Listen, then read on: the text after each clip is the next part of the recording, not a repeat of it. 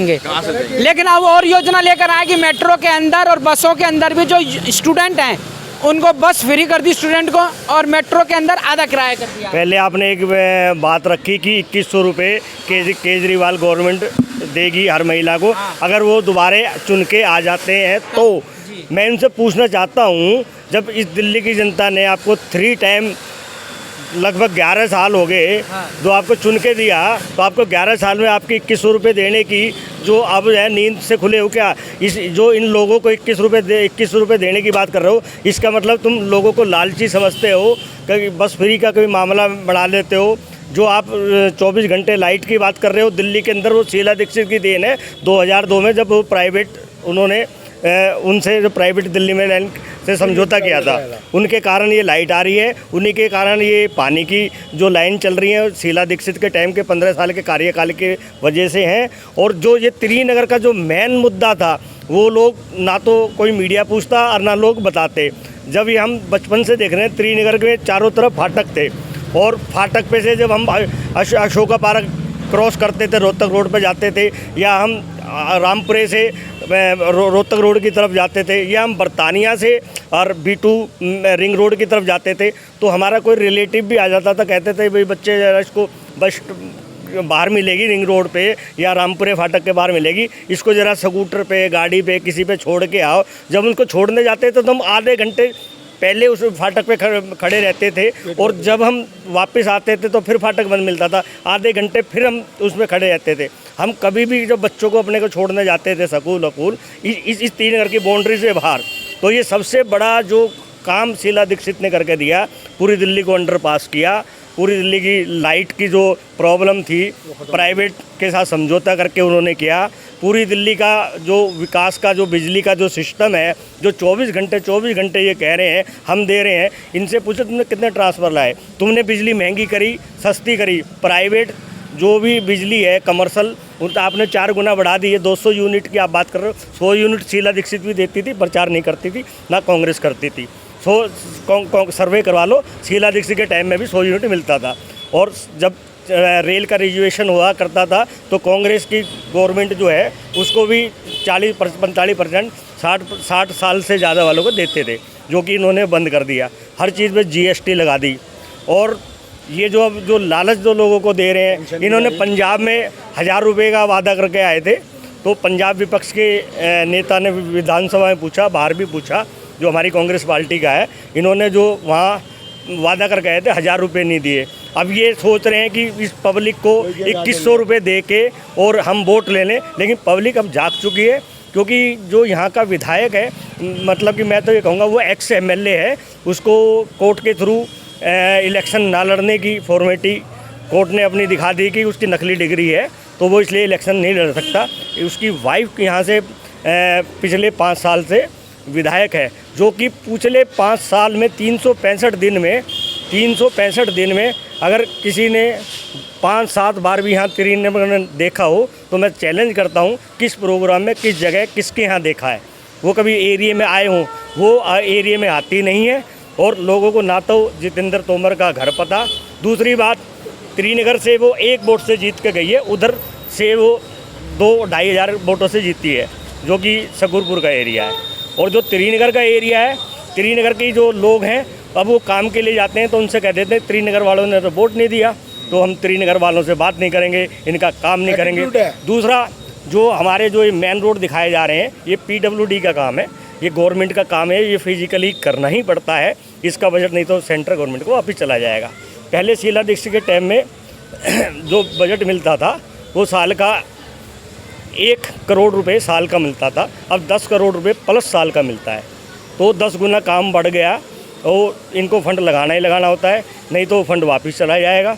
और उस फंड में सब लोग जानते हैं उसमें कमीशन होती है, उसमें काउंसलर के थ्रू हो। जिस हिसाब से आपने बताया है कि त्रिनगर विधानसभा के साथ कहीं ना कहीं भेदभाव वाली नीति नजर आई है, तो क्या लग रहा है कि चुनाव में त्रिनगर भी जवाब देगा इस बात का? त्रिनगर की जनता ने मूड बना चुकी है पूरी।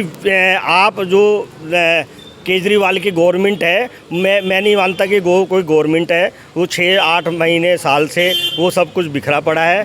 कभी मंत्री जेल में रहता है, कभी मुख्यमंत्री जेल में रहता है, कभी कह देते हैं कि टेम्परेरी सीएम बना दिया है कि उसके बाद तो मैं ही बनूंगा, मेरे नाम पे वोट मिल रहा है, आपके नाम पे वोट नहीं मिल रहा। आपने जो जनता के पैसे जनते में दे रहे हैं, जो काम नहीं कर पा रहे आप, काम इनको नहीं कहते जो आप सड़क बना रहे हो, काम इनको कहते हैं जैसे मेट्रो की लाइन हो। शीला दीक्षित का सपना था कि यहाँ पोल्यूशन फ्री किया जाए। शीला दीक्षित ने यहाँ सीएनजी का सारा हिंदुस्तान में कहीं नहीं थी, दिल्ली के अंदर सबसे पहले सीएनजी स्टार्ट करी, सारे व्हीकल को सीएनजी में कन्वर्ट किया। और जितनी भी बस जो पुरानी थी, जो शीला दीक्षित ने चेंज कराया इन बसों को। पहले बहुत पुराने, कोई 20 साल 25 साल पुरानी बसें हुआ करती थी, उनकी खिड़की दरवाजे सबल लगे। जितनी भी आप 90% 80% जो बसें देख रहे हैं वो सब शीला दीक्षित के टाइम की चल रही हैं।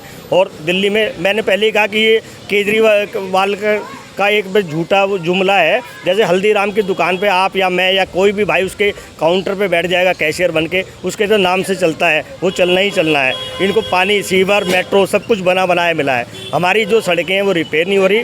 जितना इन्होंने आउटर दिल्ली ले लो, रानी बाग की ले लो, इन्होंने फुटपाथ को, सर्विस रोड को कनेक्ट ख़त्म कर दिया है। और जो आदमी के घर 10 फुट की जो दुकानदार को सर्विस रोड मिलती थी, वो सारा ट्रैफिक गाड़ी के ऊपर आ गया, रोड के ऊपर आ गया। इनको कम से कम इन मंत्रियों को, मुख्यमंत्री को, दिल्ली की जनता बढ़ती जा रही है, ट्रैफिक बढ़ रहा है, लोगों का गाड़ियों का दबाव बढ़ रहा है, तो सर्विस रोड पर ख़त्म करके जो लोगों की गाड़ियाँ थी वो मेन रोड पे आ गई है। तो 30-30 फुट की, 15-15 फुट की, 20-20 फुट की ज़बरदस्ती उनमें बना दिया गया है। जबकि 90% जो फुटपाथ, आप जो जनरल फुटपाथ देखते हो, बहुत पुरानी हो, जो 3-4 फुट की बीच में है, उसमें लगाओ ना पत्थर, आप अब उसमें ग्रिल लगाओ। आपको लगा सवाल यह है कि आपने इतनी सारी जानकारी बताई कि कांग्रेस के दौर पे ये सारे काम गिनाए हैं, क्या जनता भी इस काम को जान रही है, समझ रही है? जनता बड़ी भोली भाली है। जनता को जैसा बहकाया जाता है ना, जनता क्या देखती है? जनता ये देखती है कि भी मेरा जो बिल है ना वो महीने में 0 आ रहा है और मेरे को तो केजरीवाल की तरफ से छूट मिल रही है। और केजरीवाल भी सोचेगा कि जब मेरी जनता मेरे को वोट दे रही है, मुझे काम करने की क्या जरूरत है। ये बिजली पानी जो ये फ्री की जो है ना जुमले, फ्री के जुमलों में इन जो देश का जो पैसा है बर्बाद किया जा रहा है। देश का जो विकास है वो ख़त्म कर दिया गया है।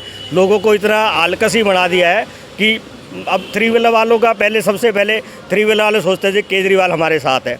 अब 3 व्हीलर वालों के साथ कितना बड़ा धोखा हुआ कि अब जितनी भी महिला बस के अंदर बैठ के जाती हैं, उनको ये नहीं पता कि 25% महिलाएं थी जो 3 व्हीलर में जाती थी। अब वो फ्री होगा तो वो बस में जाएंगी। वो क्या मतलब कहीं ना कहीं एक तरफ फ्री किया जा रहा था, एक तरफ दूसरा रोजगार भी मारा जा रहा है। कि जैसे इन्होंने बताया है कि अगर बसों में महिलाओं की यात्रा फ्री कर दी तो जो महिलाएं ऑटो में या रिक्शे में जाती थी, तो अब वो वहाँ से वहाँ चली गई। ऑटो वालों को बहुत ज्यादा नुकसान है, उनका रोजगार खत्म है बिल्कुल। ऑटो वालों के लिए तो फिर कोई और नई योजना लाई नहीं, कोई नई योजना नहीं है। ऑटो वाले भी इनके साथ नहीं है, सही कह रहे हैं वो भी। और सबसे मेन चीज़ ये है कि जिस तरह से ये काम करा इन्होंने, वो बिल्कुल नागुजारा है।